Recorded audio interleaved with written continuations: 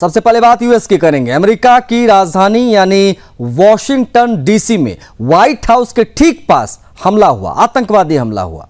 पूरे पश्चिमी जगत की सुरक्षा को कटघरे में इस हमले ने खड़ा कर दिया है। दो नेशनल गार्ड्स पर गोली चला देने वाला जिहादी रहमानुल्लाह लकनवाल वही नाम है जिसने न सिर्फ अमेरिकी सुरक्षा तंत्र को चकनाचूर किया बल्कि यह भी साबित कर दिया कि जिहादी मानसिकता की आग अब किसी एक देश तक सीमित नहीं रह गई है। ये अमेरिका से लेकर पाकिस्तान तक हर जगह फैली हुई है। राष्ट्रपति डोनाल्ड ट्रंप ने सीधे सीधे इसे आतंकवादी हमला बताया। प्रतिक्रिया देते हुए बाइडेन प्रशासन पर खुलकर हमला भी उन्होंने बोला। ट्रंप का आरोप है कि ये वही जिहादी हैं जिसे 2021 में बाइडेन सरकार ने अफगानिस्तान से एयरलिफ्ट करके अमेरिका में बसाया था। यानी जिस जिहादी नेटवर्क को दुनिया ने पाकिस्तान और तालिबान तक सीमित माना, वही नेटवर्क अब व्हाइट हाउस के दरवाजों तक पहुंच चुका है। तालिबान के सूत्रों ने भी पुष्टि कर दी है कि रहमानुल्लाह अफगानिस्तान की उस यूनिट का हिस्सा था जिसे अमेरिका की ही खुफिया एजेंसी यानी CIA ने तैयार किया था।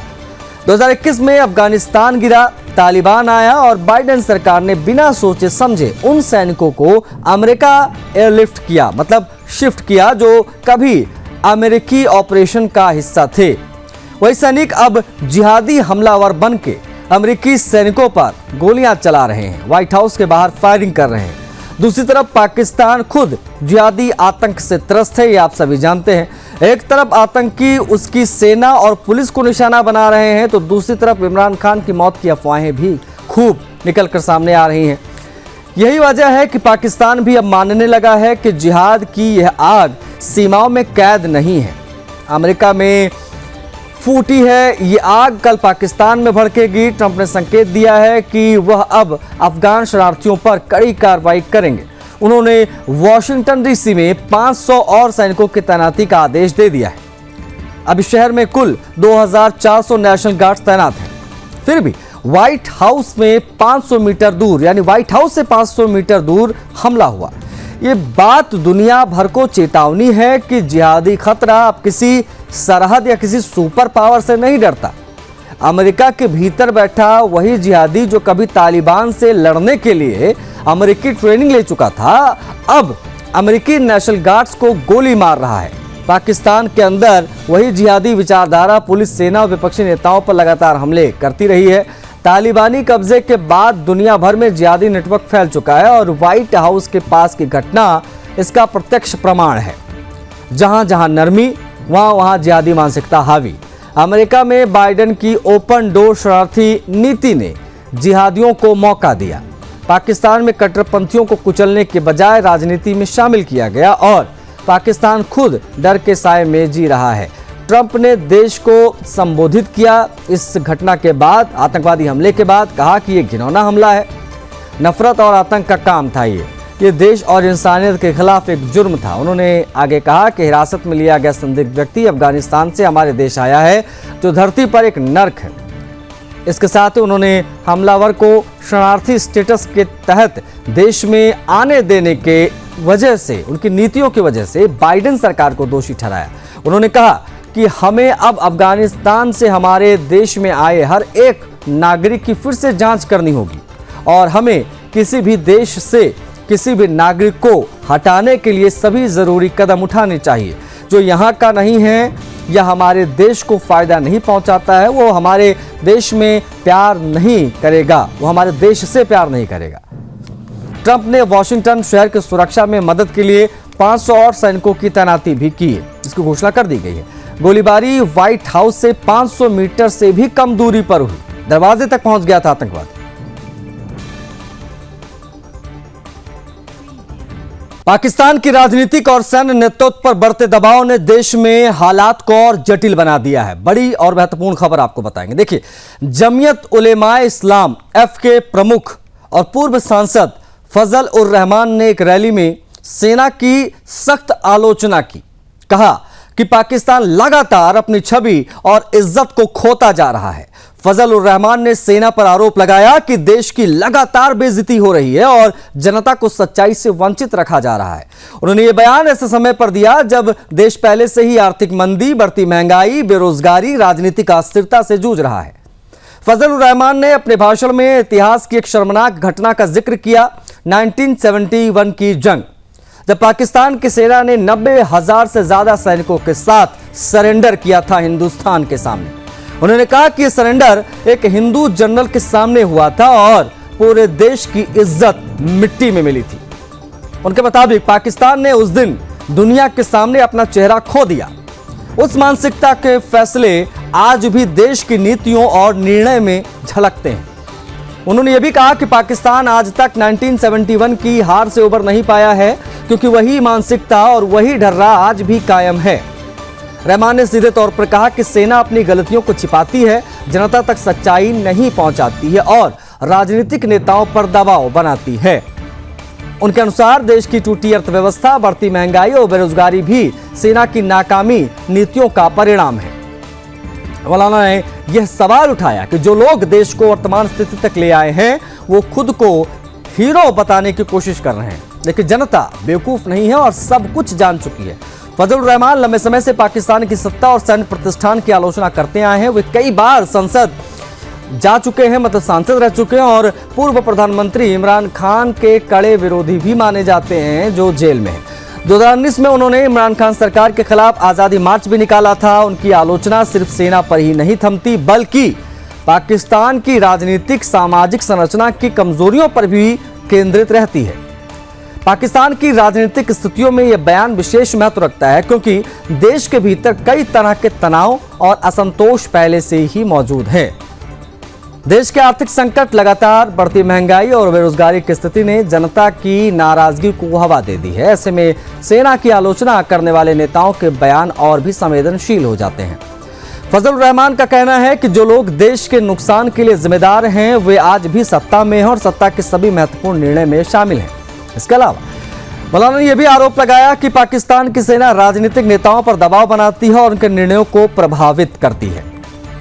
उन्होंने स्पष्ट किया कि देश की वर्तमान स्थिति और जनता की आर्थिक तंगी सीधे तौर पर सेना की नीतियों का परिणाम है। मौलाना ने कहा कि पाकिस्तान की राजनीतिक, सामाजिक और आर्थिक समस्याओं का मुख्य कारण सेना की लगातार हस्तक्षेप वाली नीतियां और गलत मैनेजमेंट यानी प्रबंधन है। फजल उर रहमान के इस बयान से पाकिस्तान की सियासत में हलचल पैदा होनी ही थी। उनके आरोप सीधे तौर पर सेना की प्रतिष्ठा और नीतियों पर है, प्रश्न चिन्ह के समान। इसके अलावा उनका यह बयान पाकिस्तान में विपक्ष और समर्थकों के बीच बहस का केंद्र बन सकता है, खासकर जब देश पहले से ही राजनीतिक और आर्थिक संकट से जूझ रहा हो। ऐसे में किसी वरिष्ठ राजनीतिक नेता का सेना और नीतियों पर हमला देश की सियासी स्थिरता को प्रभावित करता है। विशेषज्ञों का कहना है कि फजल उर रहमान का यह बयान पाकिस्तान के भीतर बढ़ते असंतोष और जनता की नाराजगी का प्रतीक है। यह दर्शाता है कि देश के भीतर सिर्फ आर्थिक संकट नहीं है, बल्कि राजनीतिक नेतृत्व और सेना की नीतियों को लेकर भी गंभीर सवाल है। पाकिस्तान अब अपने ही घर में घिरता जा रहा है। फजल उर रहमान जैसे नेता इस असंतोष को उजागर करते हैं। कुल मिलाकर फजल उर रहमान का बयान पाकिस्तान की सियासी और सैन्य नीतियों की वास्तविक स्थिति को उजागर करने लगा है। आरोप स्पष्ट है, सेना लगातार अपनी गलतियों को छुपा रही है, जनता को सूचना नहीं मिल रही है और देश की अर्थव्यवस्था, महंगाई और बेरोजगारी का सीधा असर जनता पर पड़ रहा है। पाकिस्तान में एक अफवाह तेजी से फैल रही है कि पूर्व पाकिस्तानी प्रधानमंत्री इमरान खान की जेल में मौत हो गई, उनकी हत्या कर दी गई है। पाकिस्तानी सरकार ने इसके ठीक उलट एक दावा किया है। दावा यह है कि इमरान पूरी तरीके से स्वस्थ हैं। इमरान खान कहाँ हैं? इमरान खान कैसे हैं? इमरान खान के परिजनों को उनसे मिलने क्यों नहीं दिया जा रहा है? कहीं इमरान खान के साथ कोई अनहोनी तो नहीं हो गई है? ऐसे तमाम सवाल जिन्होंने पाकिस्तान की सियासत को गर्म कर दिया। पाकिस्तान में यह अफवाह तेजी से जब फैली कि पूर्व पाकिस्तानी प्रधानमंत्री पीटीआई चीफ इमरान खान की जेल में हत्या कर दी गई है। अब आलम यह है कि इमरान खान और उनकी पार्टी पीटीआई के समर्थक जेल के बाहर डेरा जमाए बैठे हुए हैं। हालांकि स्पष्टीकरण आ गया जेल प्रशासन का, सरकार का। उसके बावजूद इमरान खान की जो बहनें हैं, बहनों ने दावा किया है कि जेल में बंद भाई से मुलाकात की मांग करने पर पुलिस उनको भी मार रही है, क्रूरता कर रही है। पाकिस्तान तहरीक इंसाफ यानी पीटीआई ने इमरान की हेल्थ को लेकर हालिया अफवाहों पर शहबाज शरीफ से जवाब मांगा। पीटीआई ने अधिकारियों से तुरंत पूर्व प्रधानमंत्री और उनके परिवार के सदस्यों के बीच मुलाकात कराने की मांग की। इमरान खान अगस्त 2023 से ही जेल में हैं। अप्रैल 2022 में उन्हें अविश्वास प्रस्ताव के माध्यम से पाकिस्तान की सत्ता की कुर्सी से हटा दिया गया था। इमरान के समर्थक इस तख्ता पलट के पीछे पाकिस्तान की सेना का हाथ बताते हैं। जेल में बंद होने के बाद से इमरान खान भ्रष्टाचार से लेकर आतंकवाद तक कई मामलों का सामना कर रहे हैं। इमरान खान की पार्टी पीटीआई ने शहबाज सरकार से साफ लहजे में कह दिया कि देश अपने नेता इमरान की स्थिति के संबंध में किसी भी अनिश्चितता को बर्दाश्त नहीं करेगा। पार्टी ने कहा कि इमरान की सुरक्षा, मानवाधिकार और संवैधानिक अधिकारों की रक्षा के लिए सरकार सीधे तौर पर जिम्मेदार है। पीटीआई ने इन अफवाहों का मुकाबला करने और सच्चाई को सामने लाने के लिए हर कानूनी और राजनीतिक कदम उठाने की भी कसम खाई है। इस बीच पीटीआई नेता मेहर बानो कुरैशी, जो पूर्व विदेश मंत्री शाह महमूद कुरैशी की बेटी हैं, उन्होंने सोशल मीडिया प्लेटफॉर्म एक्स पर कहा कि इमरान के स्वास्थ्य के बारे में अफवाह चिंताजनक है। इमरान खान की पार्टी पीटीआई ने पूर्व प्रधानमंत्री के हेल्थ को लेकर सरकार से जवाब मांगा है। पार्टी ने इमरान की हेल्थ को लेकर हालिया अफवाहों पर शहबाज सरकार से जवाब मांगा। पीटीआई ने अधिकारियों से तुरंत पूर्व प्रधानमंत्री, उनके परिवार के सदस्यों के बीच मुलाकात कराने की मांग की है। गौरतलब है कि इमरान की बहनों ने कहा था कि उन्हें इमरान से पिछले कई हफ्तों से मिलने नहीं दिया गया। इमरान खान कहां हैं, इस पर सरकार से जवाब मांगा गया था। कई सोशल मीडिया पोस्ट में भी इमरान की हेल्थ को लेकर सवाल उठाए गए। इमरान खान की 3 बहनों ने अदियाला जेल के बाहर उन पर और खान के समर्थकों पर पिछले सप्ताह हुए बर्बर पुलिस हमले की निष्पक्ष जांच की मांग की।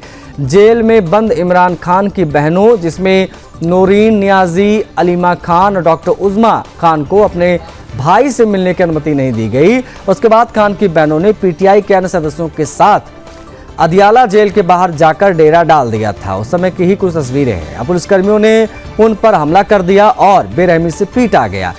मुलाकात की मांग करना कार्यकर्ताओं का अपराध था क्या, ये सवाल है। पंजाब प्रांत के पुलिस प्रमुख उस्मान अनवर को लिखे पत्र में खान की बहनों ने कहा, हिंसा क्रूर और सुनियोजित थी, पुलिसकर्मियों द्वारा बिना उकसावे के की गई। रिपोर्ट के अनुसार पाकिस्तान के रक्षा मंत्री ख्वाजा आसिफ ने कहा कि इमरान खान को जेल में 5 स्टार होटल की तुलना में ज़्यादा आराम मिल रहा है। उन्होंने टिप्पणी की, उनके लिए आने वाले भोजन का मेनू देख लीजिए, ऐसा 5 स्टार होटल में भी खाना नहीं मिलता है। आसिफ ने दावा किया कि इमरान खान के पास टेलीविज़न है, वो अपनी पसंद का कोई भी चैनल देखते हैं, उनके लिए एक्सरसाइज के लिए मशीनें रखी गई हैं। ख्वाजा ने अपने अनुभव बताए, कहा कि हम ठंडे फर्श पर सोते थे, जेल का खाना खाते थे और जनवरी में हमारे पास केवल 2 कंबल थे, गर्म पानी नहीं था। रावलपिंडी के अदियाला जेल प्रशासन ने बुधवार को उन अफवाहों को खारिज किया जिसमें दावा किया गया था कि इमरान खान की हत्या कर दी गई है। ये दावा भी उन्होंने खारिज किया कि इमरान खान को बाहर लेकर जाया गया है।